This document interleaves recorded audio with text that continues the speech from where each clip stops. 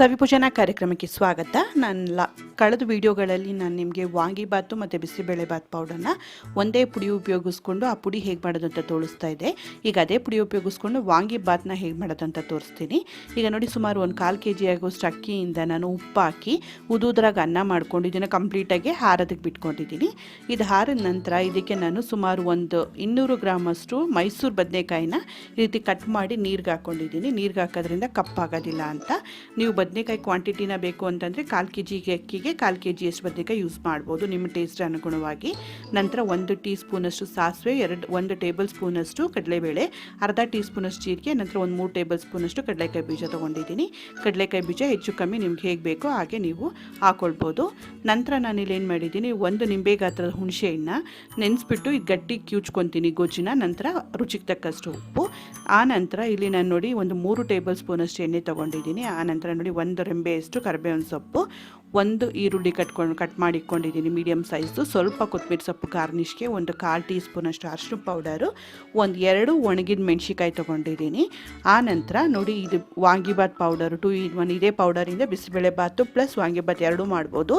ಇದರ ಲಿಂಕನ್ನು ನಾನು ಐ ಕಾರ್ಡಲ್ಲಿ ಕೊಡ್ತೀನಿ ಮತ್ತು ಡಿಸ್ಕ್ರಿಪ್ಷನಲ್ಲಿ ಕೊಟ್ಟಿರ್ತೀನಿ, ಖಂಡಿತವಾಗ್ಲೂ ಚೆಕ್ ಮಾಡಿ. ಇದು ಆಲ್ರೆಡಿ ನನ್ನ ಚಾನಲಲ್ಲಿ ನಾನು ಆಲ್ರೆಡಿ ಅಪ್ಲೋಡ್ ಮಾಡಿದ್ದೀನಿ.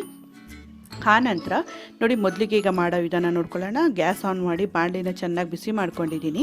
ಇದಕ್ಕೆ ಎಣ್ಣೆ ಹಾಕ್ಕೊಂಡು ಎಣ್ಣೆಯಲ್ಲಿ ಕಡಲೆಕಾಯಿ ಬೀಜ ಹಾಕಿ ಚೆನ್ನಾಗಿ ಹೊಂಬಣ್ಣ ಬರೋ ತನಕನೂ ಇದನ್ನು ಫ್ರೈ ಮಾಡ್ಕೊಬೇಕು. ಕಡಲೆಕಾಯಿ ಬೀಜ ಗರ್ಗರಿ ಆದ ನಂತರ ಇದನ್ನು ನಾನು ತೆಗೆದು ಒಂದು ಬಟ್ಲಿಗೆ ಎತ್ತಿಟ್ಕೊಳ್ತಾ ಇದ್ದೀನಿ. ಇದು ಲಾಸ್ಟಲ್ಲಿ ಹಾಕ್ಕೊಳ್ತೀನಿ. ನೋಡಿ, ಇವಾಗ ಅದೇ ಎಣ್ಣೆಗೆ ನಾನು ಏನು ಮಾಡ್ತಾಯಿದ್ದೀನಿ, ಈಗ ಏನು ನಾವು ಸಾಸಿವೆ, ಕಡಲೆಬೇಳೆ, ಜೀರಿಗೆ ಎಲ್ಲ ಇಟ್ಕೊಂಡಿದ್ವಿ ನೋಡಿ, ಅದನ್ನು ಆ್ಯಡ್ ಮಾಡ್ತಾಯಿದ್ದೀನಿ. ಆ ನಂತರ ಒಣಗಿದ ಮೆಣಸಿಕಾಯಿನ ಈ ರೀತಿ 2 ಭಾಗ ಆಗುವಂಗೆ ಕಟ್ ಮಾಡಿಬಿಟ್ಟು ಒಣಗಿದ ಮೆಣಸಿಕಾಯಿನೂ ಆ್ಯಡ್ ಮಾಡ್ಕೊಳ್ಳೋಣ. ನಂತರ ಕರಿಬೇವು ಆ್ಯಡ್ ಮಾಡ್ಕೊಳ್ತಾ ಇದ್ದೀನಿ. ನಂತರ ನಾನು ಇವಾಗ ಇದಕ್ಕೇ ನಾನು ಈರುಳ್ಳಿ ಏನು ಕಟ್ ಮಾಡಿ ಇಟ್ಕೊಂಡಿದ್ವಿ ಆ ಈರುಳ್ಳಿ ಆ್ಯಡ್ ಮಾಡ್ಕೊಳ್ತಾ ಇದ್ದೀನಿ. ಇದು ಈರುಳ್ಳಿ ಆ್ಯಡ್ ಮಾಡಿಕೊಂಡು ಚೆನ್ನಾಗೆ ಒಂದು ಲೈಟ್ ಕಲರ್ ಬರಬೇಕು. ಅದರಲ್ಲಿ ತುಂಬ ಓವರ್ ಕುಕ್ ಆಗಬಾರ್ದು, ಒಂದು ಲೈಟಾಗಿ ಕಲರ್ ಬರೋ ತನಕನೂ ಅದರಲ್ಲಿರೋ ರಾ ಸ್ಮೆಲ್ ಹೋಗಬೇಕು, ಅಲ್ಲಿ ತನಕ ಫ್ರೈ ಮಾಡ್ಕೊಳ್ಳಿ. ಈ ರೀತಿ ಫ್ರೈ ಆದಮೇಲೆ ಬದನೆಕಾಯಿ ಹಾಕ್ಕೊಳ್ತಾ ಇದ್ದೀನಿ ನಾನು. ಬದನೆಕಾಯಿನ ನೀರಿಂದ ಕಂಪ್ಲೀಟಾಗಿ ತೆಗೆದು ಹಾಕ್ಕೊಳ್ಳಿ. ಆ ನಂತರ ನೋಡಿ, ನಾನು 1/4 ಟೀ ಸ್ಪೂನಷ್ಟು ಅರಿಶಿನ ಪೌಡರು, ನಂತರ ಸ್ವಲ್ಪ ಉಪ್ಪು ಆ್ಯಡ್ ಮಾಡ್ತಾ ಇದ್ದೀನಿ. ಇದಕ್ಕೆ ತುಂಬ ಜಾಸ್ತಿ ಇಲ್ಲ, ಸ್ವಲ್ಪ ಉಪ್ಪು ಆ್ಯಡ್ ಮಾಡಿಬಿಟ್ಟು ಚೆನ್ನಾಗಿ ಇದನ್ನು ಫ್ರೈ ಮಾಡ್ಕೊಳ್ಳೋಣ ಎಣ್ಣೆಯಲ್ಲೇ ಬದನೆಕಾಯಿನ.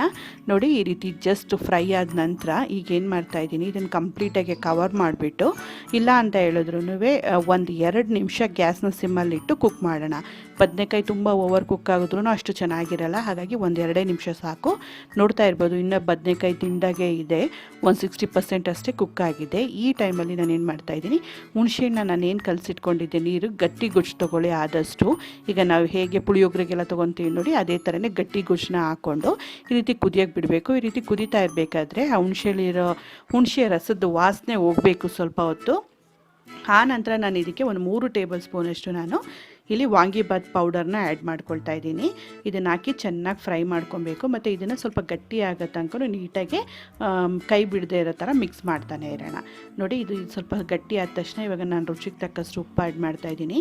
ಉಪ್ಪು ನಾನು ಆಲ್ರೆಡಿ ಬದನೆಕಾಯಿ ಫ್ರೈ ಮಾಡಬೇಕಾದ್ರೂ ಹಾಕಿದ್ದೀನಿ, ನಂತರ ಅನ್ನ ಮಾಡಬೇಕಾದ್ರೂ ಹಾಕಿದ್ದೀನಿ, ನೋಡ್ಕೊಂಡು ಆ್ಯಡ್ ಮಾಡ್ಕೊಳ್ಳಿ. ನಂತರ ಈ ರೀತಿ ನೀಟಾಗಿ ಮಿಕ್ಸ್ ಮಾಡಿಬಿಟ್ಟು ಮುಚ್ಚಿ ಇದನ್ನು ಜಸ್ಟ್ ಗ್ಯಾಸ್ನ ಫುಲ್ಲು ಕಂಪ್ಲೀಟಾಗಿ ಸಿಮ್ಮಲ್ಲಿ ಇಟ್ಬಿಟ್ಟು, ಇಲ್ಲ ಅಂತ ಹೇಳಿದ್ರು 1-2 ನಿಮಿಷ ಇದನ್ನು ಹಾಗೆ ಕುಕ್ಕೋದಕ್ಕೆ ಬಿಡಿ. ಆ ಮಸಾಲೆ ಎಲ್ಲ ಬದನೆಕಾಯಿಗೆ ಪರ್ಫೆಕ್ಟಾಗಿ ಹೊಂದಬೇಕು. ನೋಡಿ, ಆಲ್ಮೋಸ್ಟ್ ಆಲಾಗಿದೆ. ಲಾಸ್ಟಲ್ಲಿ ಈಗ ಕೊತ್ತಂಬರಿ ಸೊಪ್ಪು ಆ್ಯಡ್ ಮಾಡ್ಕೊಳ್ತಾ ಇದ್ದೀನಿ. ಆ ನಂತರ ಕಡಲೆಕಾಯಿ ಬೀಜನೂ ಆ್ಯಡ್ ಮಾಡಿದೆ. ನಾನು ಕಡಲೆಕಾಯಿ ಬೀಜ ಆ್ಯಡ್ ಮಾಡಬೇಕಾದ್ರೆ ಕ್ಯಾಮ್ರಾ ಆನ್ ಆಗಿರಲಿಲ್ಲ, ಐ ಆಮ್ ಸಾರಿ. ನಾನೀಗ ಏನು ಮಾಡ್ತಾಯಿದ್ದೀನಿ, ಇದಕ್ಕೆ ನಾನು ಏನು ಅನ್ನ ಮಾಡ್ಕೊಂಡಿದ್ದೆ ಉದುದ್ರಾಗಿ ಅದು ಅನ್ನನ ಕಂಪ್ಲೀಟಾಗಿ ಆ್ಯಡ್ ಮಾಡ್ಕೊಳ್ಳೋಣ. ಆ ನಂತರ ಇವಾಗ ನೀಟಾಗಿ ಮಿಕ್ಸ್ ಮಾಡ್ಕೊಳ್ಳೋಣ. ನೀವು ಇದನ್ನು ಚಟ್ನಿ ಜೊತೆ, ಕಾಯಿ ಚಟ್ನಿ ಜೊತೆ ಎಲ್ಲ ಸರ್ವ್ ಮಾಡೋಕ್ಕೆ ತುಂಬಾ ಚೆನ್ನಾಗಿರುತ್ತೆ. ಖಂಡಿತವಾಗ್ಲೂ ಈ ರೆಸಿಪಿನ ಟ್ರೈ ಮಾಡಿ ಹೇಗೆ ಬಂತು ಅಂತ ನಿಮ್ಮ ಅನಿಸಿಕೆ ಅಭಿಪ್ರಾಯಗಳನ್ನ ಕಮೆಂಟ್ಸ್ ಮಾಡೋದು ಮರಿಬೇಡಿ.